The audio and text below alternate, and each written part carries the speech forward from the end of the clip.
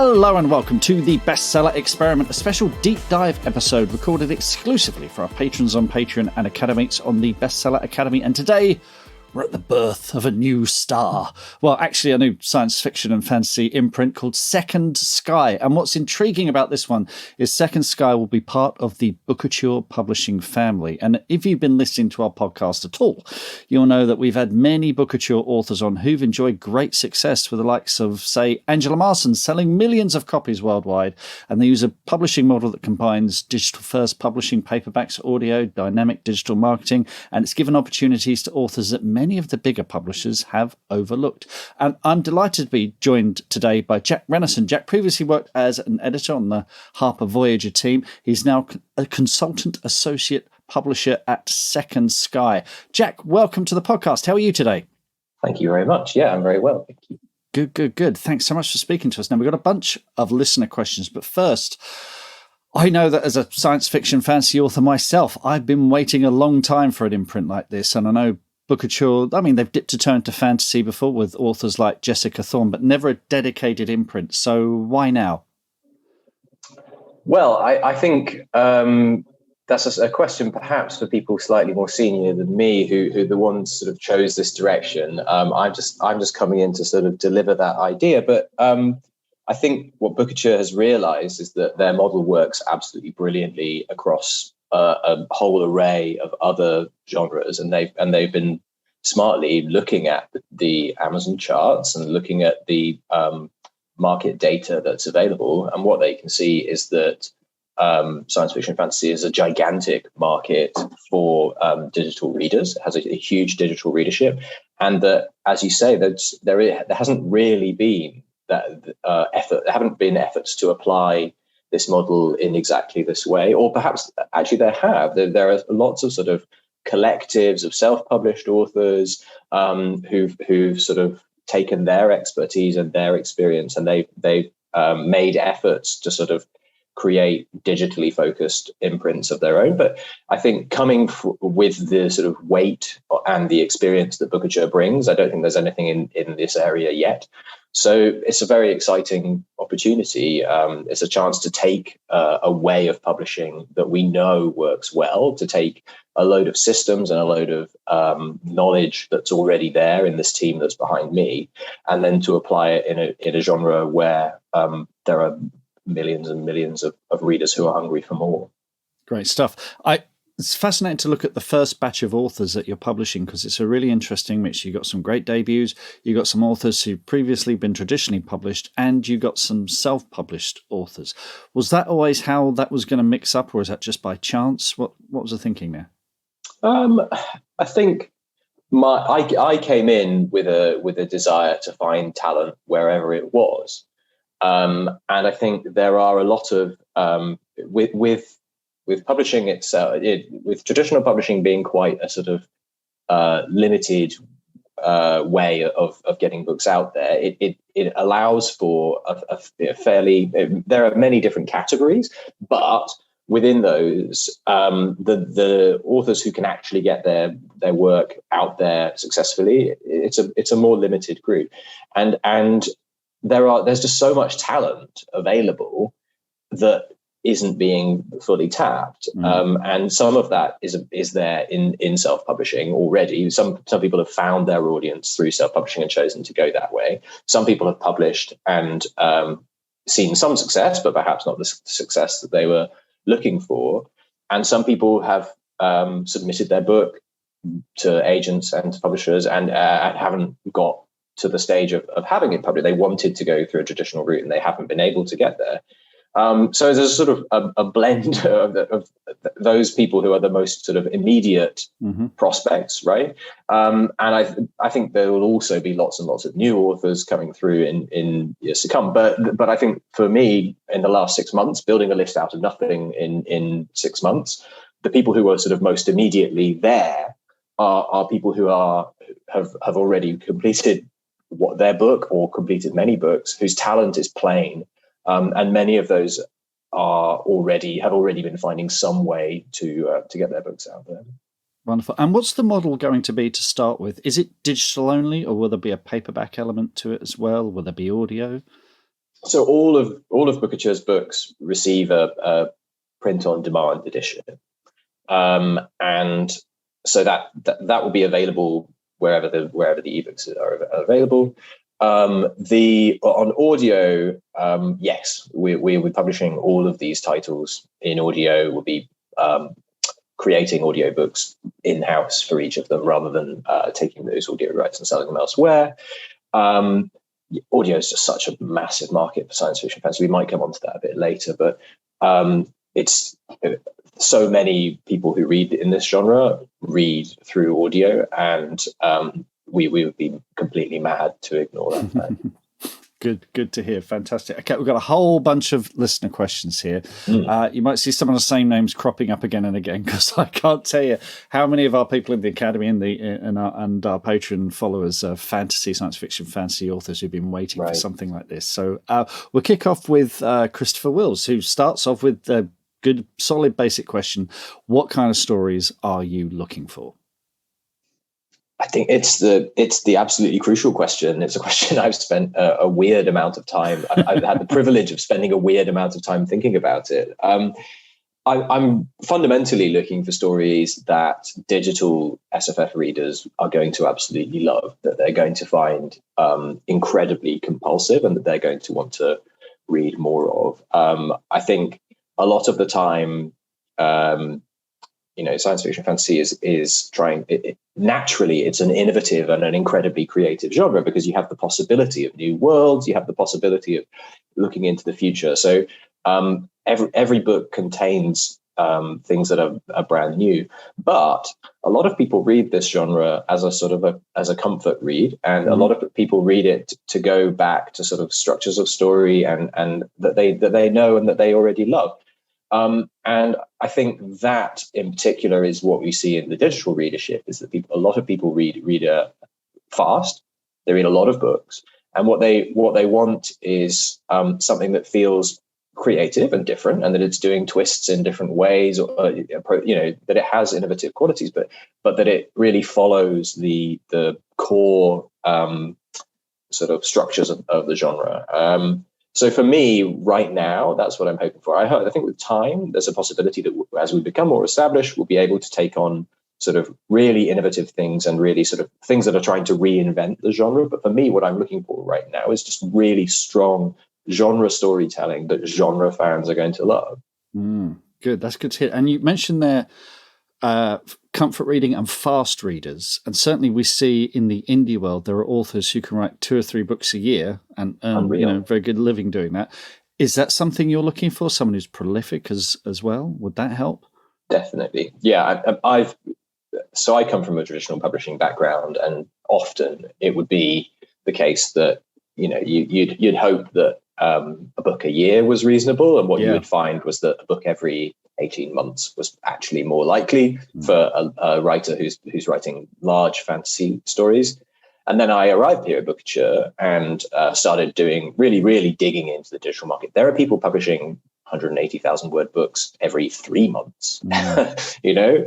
Absolutely incredible, the output of some of these indie authors, and they're reaping the rewards of it, because what readers want completed series. Readers want the ability to start a story and to keep going with it. They don't want to wait 18 months and then remind themselves of who these characters were, who they were attached to 18 months ago. You have to be a pretty amazing storyteller to keep people on tenterhooks for 18 months and then get them to invest £25 in a hardback again.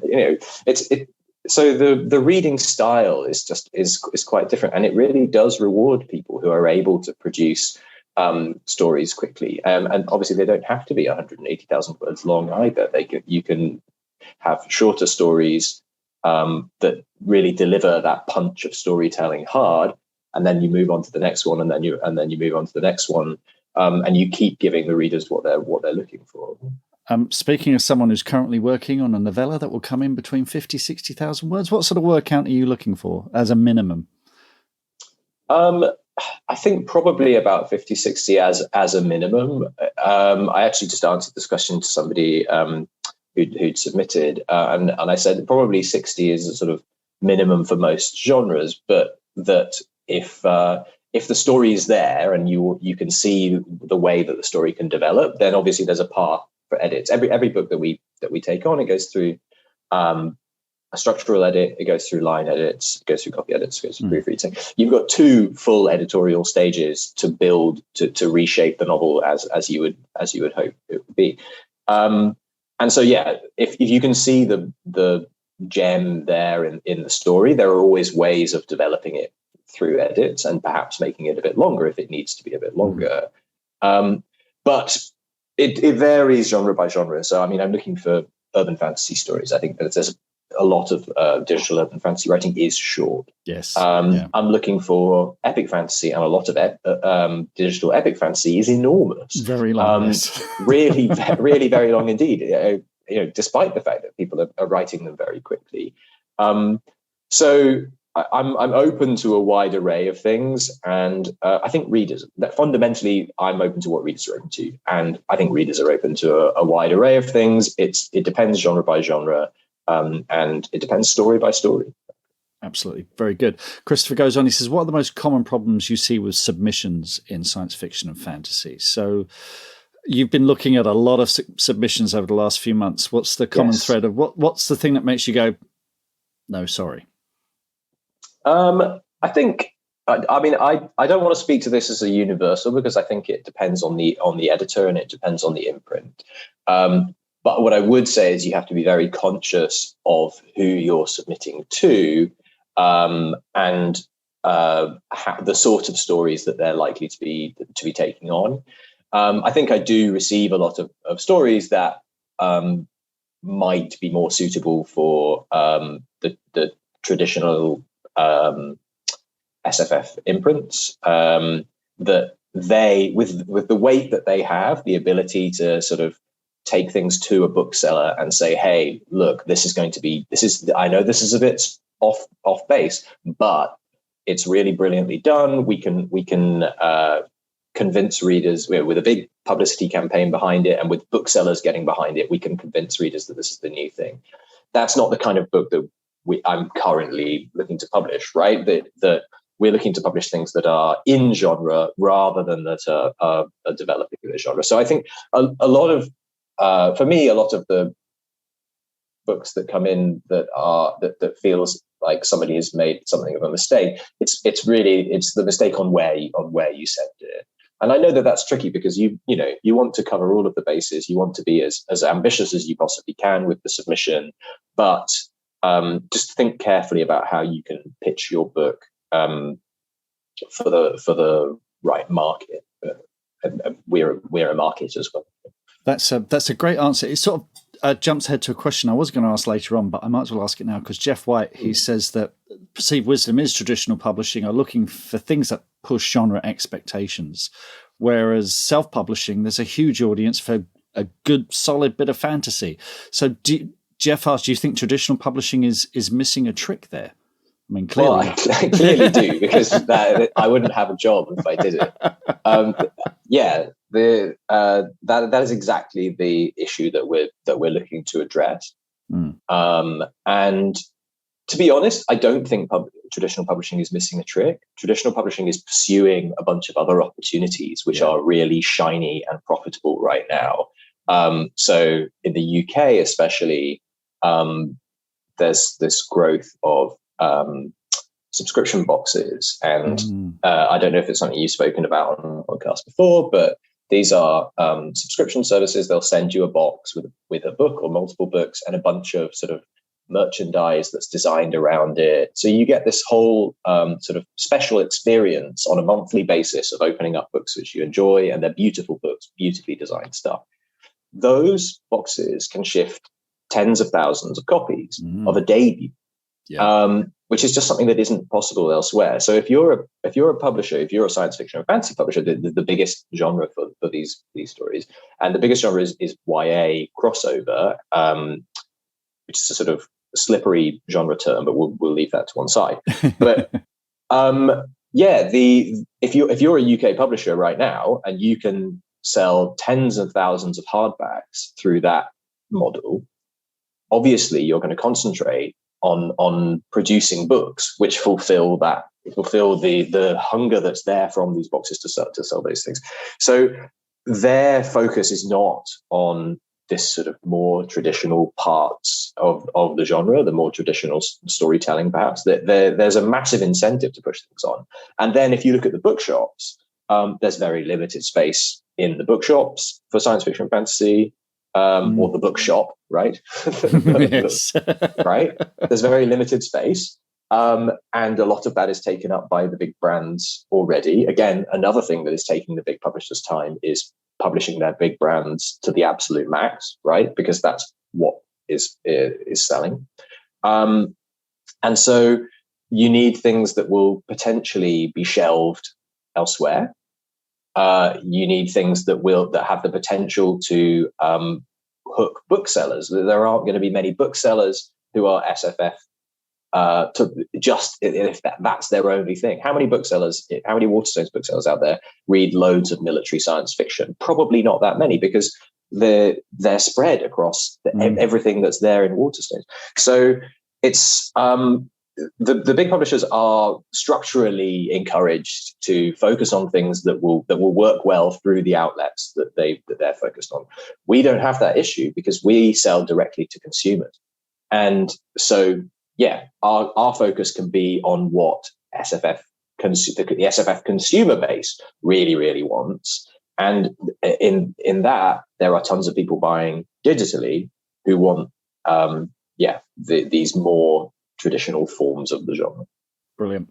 I've got a question from Julian Barr here, and you've kind of answered a bit of this already, but I'd be interested if there's more on it. Julian says, what makes Second Sky stand out from other fantasy publishers? What gives it, in particular, what gives it an edge over self-publishing? So if I'm an author with a good solid fantasy series or science fiction series, and I'm thinking of self-publishing, should I be giving Second Sky, should I be considering you guys for that? I mean, obviously that's happened. You've got a couple of, what do you give a self-publishing author that might not otherwise have?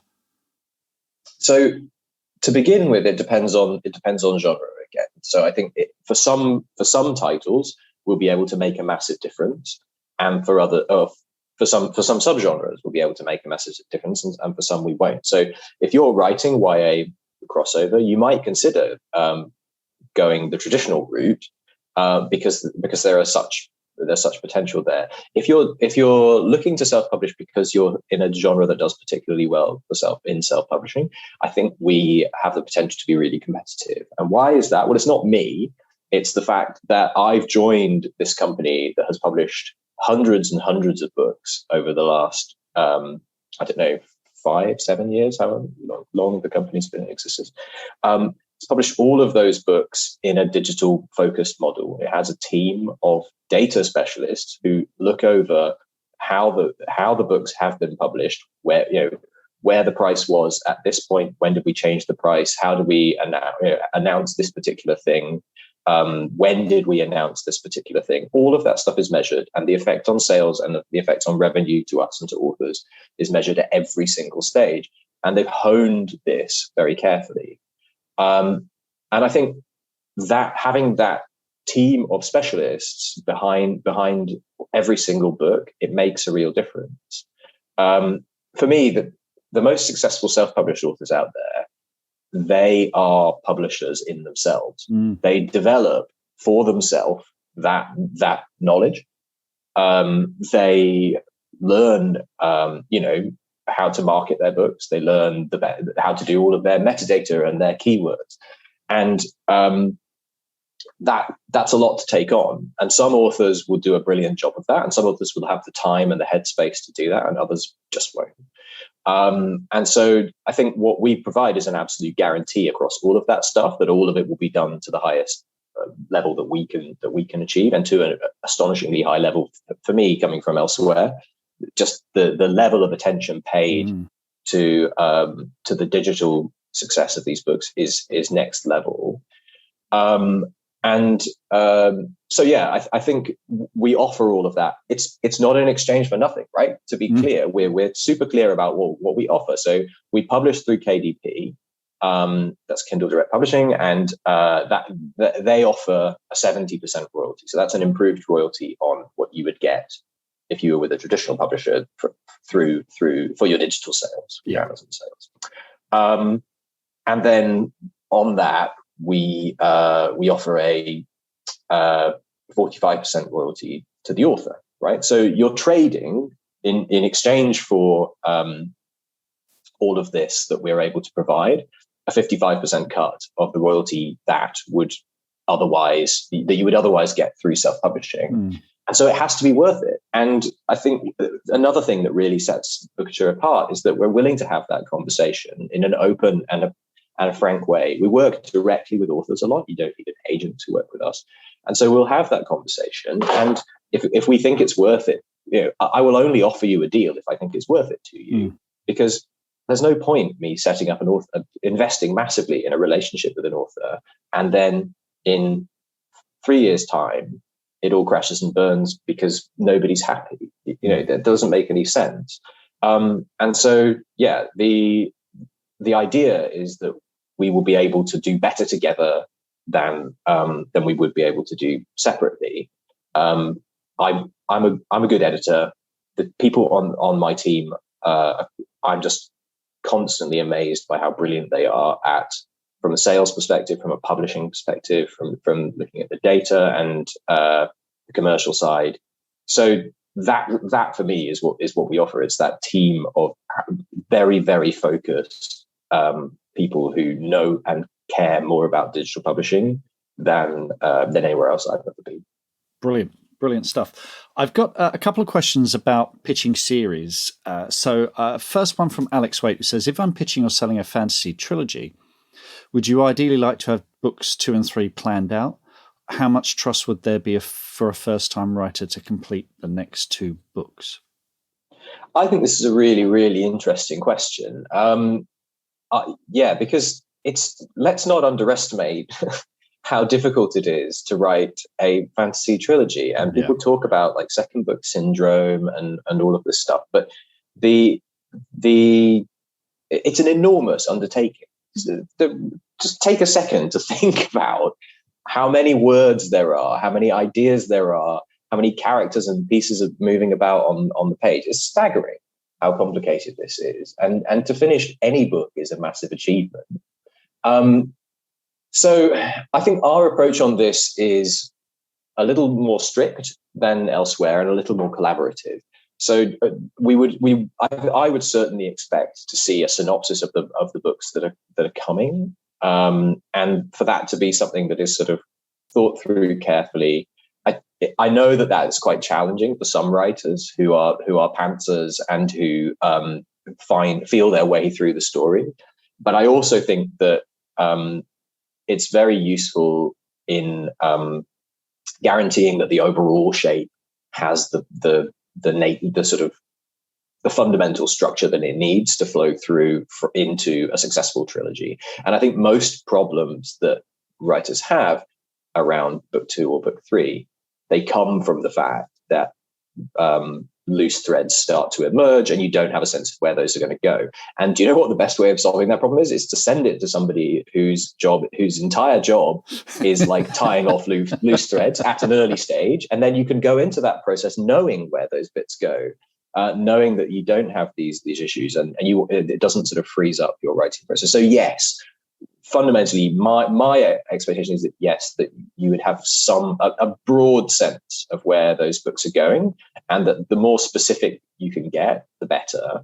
I don't think I have a particular concern about debut authors not being able to finish things. Actually, it's less about debut than it is about the author's proven ability to complete things, and their proven ability to sort of to keep away at their writing work. Again, just let's. So many writers are writing in their spare time with a full-time job. It would be silly to overlook the challenge that poses, and we have to set schedules that are realistic, that allow for people to achieve that. Because the alternative is that you miss deadlines and it it creates more work, but it also burns out your creativity, and it makes the whole thing feel like a chore. So I think everybody involved in a writing project has to be realistic about what the timeline should be. And there are some writers who have the time and the sort of the writing habits that allow them to write a book every 2 months or every 3 months. It's amazing to me. Yeah. But there are others who need longer. And it's just a matter of figuring out whether that is a right fit. Is the right fit for a particular publisher. So it's another thing to consider when you're choosing which publishers to submit your work to. Am I going to be able to write in the way that they tend to publish? Excellent stuff. You mentioned a synopsis there, and this is something I get asked so much. People go, well, what's a synopsis? How is it? A paragraph? Is it a page? Is it 10 pages? What's your preferred synopsis length? Well, again, I would say read the submission guidelines for whoever you're submitting to. Read them carefully, whether it's an agent or whether it's a publishing house, because they will be different. And I appreciate that's a complete pain that authors will find themselves having sort of 9 different forms of the synopsis to send to everybody. Yeah. Sorry, there's no standardization, but we all disagree on what's needed. For me, I think generally 1 page is about the level of detail that I would look for an as yet unwritten book. I think that gives you enough time to and space to make the characters feel characterful, as well as to give the overall beats of the plot. But I think some books require a little bit longer. And one of my authors came back with when I asked for a synopsis of book 2, said, well, if you want it now, I can if you want it in the future, I can narrow it down, I can make it more elegant. But if you want it now, here is 2,000 words or whatever, because I just it will take time for me to summarize, and that's completely reasonable to me as well. So I think whatever length allows you to capture a little bit of what is unique about your characters and your story, as well as your plotting. Excellent stuff. Julian Barr has another question, and it's going back to this idea of trilogies. But Julian says, is it best to structure a series as a trilogy or a quartet, or go for an idea that can basically go on and on forever if it's successful? And Bookouture has great success with authors like Angela Masters, who I think is on book 17, and there's more on the way. Is that kind of? I mean, obviously, I think you're probably looking for a combination, aren't you, of trilogies, quartets, and the Endless Well series. Yes. But do you have a preference of one over the other, or? It's an open question for me as to what will work best for us and what will work best for our authors. And it's something that we're going to experiment with and test. But I'm certainly open to open-ended series. I think there's a good reason that fantasy series often end up structured as trilogies. Speaking of fantasy specific, epic fantasy specifically, right? So it allows you to have one book which takes the reader from knowing nothing about the world to being immersed in that world and having a sense of the grand stakes that are coming. You have a book in the middle which expands further, takes you to new parts of the world, grows the stakes even further, and then you have a book which sort of brings you to your crashing finale and it wraps things up. And I think that arc and that development works quite well. That expansion, a gradual expansion of the world and the stakes of the story. There are other genres that work quite differently. So if you look at something like military science fiction, often those are ongoing series that can keep moving, and that makes sense, right? Because it's a sort of, you can have these episodic situations. It doesn't necessarily, a war can go on for a very long time, and you don't necessarily have to. I suppose it depends on how familiar the setting is to a certain extent, right? I'm thinking of this on the fly, but if you have a setting where the reader can feel oriented from the beginning, and that you can try out new variants on situations in that world, then there's more of a potential for an episodic or a sort of monster of the week storytelling style.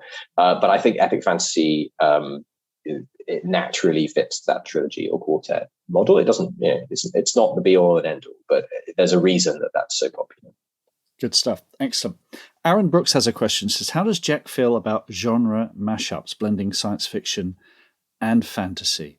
So you mentioned earlier about looking for good, solid genre pieces, but where we're blending the two, is that something that's you're still looking for?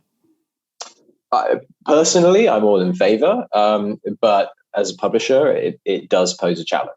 And like I was saying earlier, I think the big publishers are often in a position to take slightly unusual stories and say, hey, this is something brand new. You've never seen it before. And it's gonna blow your mind. Whereas in a digital environment, that's not necessarily what people are looking for. And if you don't have a bookseller putting it in your hands and saying this is the new thing, then many readers are looking for something a little bit more familiar. So I'm not completely unwilling to consider these things, but I think it's good for people to be aware that in a digital environment, they're more of a difficult sell. This is not to say that you will find, of course, very successful exceptions to every single rule. No problem. I've got a kind of follow-up question from Jeevani Charika, who, and this is kind of, she's talking about paranormal women's fiction. She's been working on a genre mashup of women's fiction and fantasy, and she says paranormal women's fiction is really big in the US, but hasn't really taken off. I mean, I was at Gollancz when we did the Suki Stackhouse books, but that was already a phenomenon. So, I mean, something that like paranormal women's fiction, which is a kind of a mashup of its own, is that something you're looking at? Definitely, yeah. So I have an absolutely brilliant series on the way from a writer called Dawn Merriman, who's already an established self-published writer. So the first thing to flag is the US. Things being established in the US is, but not in the UK, is no barrier to us because we publish into both territories. We have full expertise in marketing into both territories, and I think it's about 60% of Bookouture's revenues that come from the US, and that's even that's despite having a UK focused author base at the moment. So that is exciting. The fact that we can find talent and we can sell it into both sides. In terms of that particular combination, I do think that there's a big market out there, and there has been for quite some time. It's mostly US focused, and it's something that as a UK author submitting to UK publishers, you might have struggled with. But yeah, so Dawn writes these mystery and thriller novels set in small town America, and they combine sort of paranormal mystery with a little bit of romance and with really sort of brilliantly rendered small town setting, and they have some of that warmth of women's fiction as well as the pacing of a thriller, and yeah, I think that's something that a lot of people are interested in. It's been there in urban fantasy as a genre for quite some time, and the explosion of some of these sort of really hyper successful. I think the 40 Proof series. There's sort of a lot of things that are labeled as a sort of midlife witch or midlife bounty hunter, supernatural bounty hunter novel. Like there's just so charming and fun. So it's one of the great things about digital publishing, isn't it? That people can see a demand, they can see something that they love, or they can see something that readers love, and they can respond to it quickly, and they can keep doing it. And that out of nothing, with no publisher support to speak of, a whole genre can blossom. And we're better positioned to be responsive to that kind of thing. We're better positioned to publish more quickly and get similar stories out there. We're better positioned to notice these trends because we're particularly looking at digital publishing. So I'm definitely interested where those things start to take hold. And as I say, I'd hope to be leading as well. But given that the list is so new at the moment, the focus is largely on testing out the areas that we know are already well established. Good stuff. I've got a question from Tracy Montague. Tracy says, first off, thanks a mil to Jack for your glowing quote on my near future thriller. I think she sent it in, but it wasn't quite right, but you liked what you read. Yes. And I remember her telling me about that, and it made her day. But she says, do you and other commissioning editors consider standalone novels as seriously as a series? Is there kind of a commercial pressure to serialize, or is there value, particularly with you guys at Second Sky? Is there any value in a standalone fantasy science fiction novel? I don't write anything off. I'm happy to read in any structure, series structure that people have come to me with. I do think there is a commercial pressure to the series.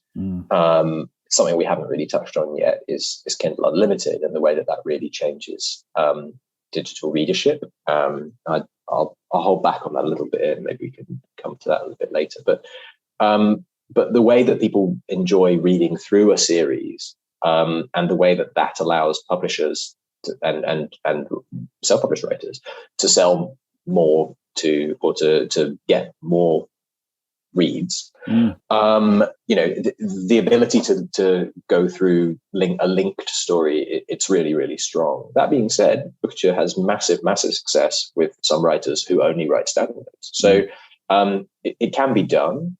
I think just again, it's a matter of, with SFF, there's a very clear market out there looking for a few, or a number of specific genre patterns, and my first goal is to fulfill that and to see exactly what we can do, and then we can try new things. But the wherever there's quality, wherever there's a brilliant book, I'll try to find a way to make it work. Brilliant stuff. You mentioned Kindle Unlimited there and how things have changed. Jeff White has a question. He says, what does Jack think of the current trends in science fiction fantasy? Where does he see the market going in the next few years? But things like Kindle Unlimited have changed people's reading habits or unlocked something in people's reading habits. Massively.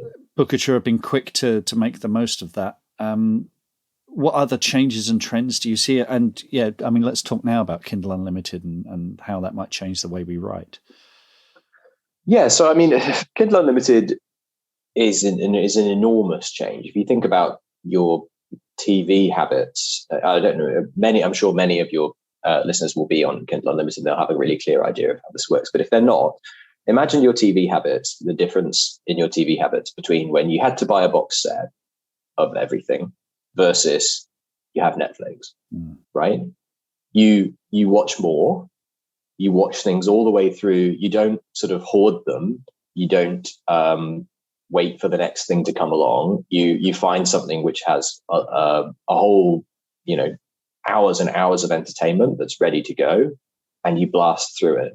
And I think that seems to be the way that Kindle Unlimited works. The other thing about Kindle Unlimited is that having paid for the subscription, you have access to, hundreds of thousands, or maybe I don't know how many exactly titles, but if something isn't entertaining you, if something hasn't really hooked you, you could just move on to the next thing. So it really, really favors incredibly hooky, incredibly compulsive storytelling. And it really favors series, because once you've got your hooks into a reader, they will keep going and going and going. And obviously, it pays well. I think I've heard many, and looking at data, seen many self-published writers that makes up a third or a half, perhaps even more of their revenue. Yeah. And so it's really transformative. And if it changes people's writing habits, it's obviously going to. So if it changes people's reading habits, it's obviously going to change writing as a result. And it's sort of reinforcing what was already there in genre storytelling, right? And so yeah, for me, it's reinforcing that the desire to find incredibly exciting, incredibly readable books, rather than to find things that are going to sort of reinvent the genre. So that's a big change. I think audio is quite similar. The existence of Audible as sort of the absolute dominant force in audio publishing, and the popularity of audio with science fiction and fantasy fans. Again, it's a subscription model, slightly different one where you pay a credit, but if you have one credit per month, what kind of book are you going to go for? Are you going to go for a book that is 4 hours of audio time, or are you going to go for one that's 36 hours of audio time? So I think that is an interesting question to consider when it comes to the length of stories. But for me, the main thing with audio is that people can listen to it while they're doing other things. And just I think I, as an massive audio listener, the amount more that I can consume is enormous, but it needs to be very engaging because it needs to cut through whatever else I'm doing. It doesn't necessarily have my 100% attention. And so it again, what's the word? Incentivizes a slightly different form of storytelling than it does if you're buying a £25 hardback. Oh, it's all changing. Oh, fantastic. It's exciting times. Well, Jack, thank you so much for speaking to me today. Folks, Second Sky launches Monday, 30th of January. It's a brave new world, all sorts of great stuff coming. Thanks so much, Jack, for answering our listeners' questions, and thank you to our listeners for sending them in. And good luck. Bon voyage. Here we go. Hopefully, we're going to see some new superstars in the future who we can get on the podcast and talk to them about how it all started with Second Sky. Please. Yeah, thank you so much, Mark. It's been a real pleasure talking to you, and thank you to the listeners for all of these questions. It's been really interesting to consider them and to sort of help to sharpen my thoughts in a load of areas. So really, really interesting and engaging. Brilliant stuff.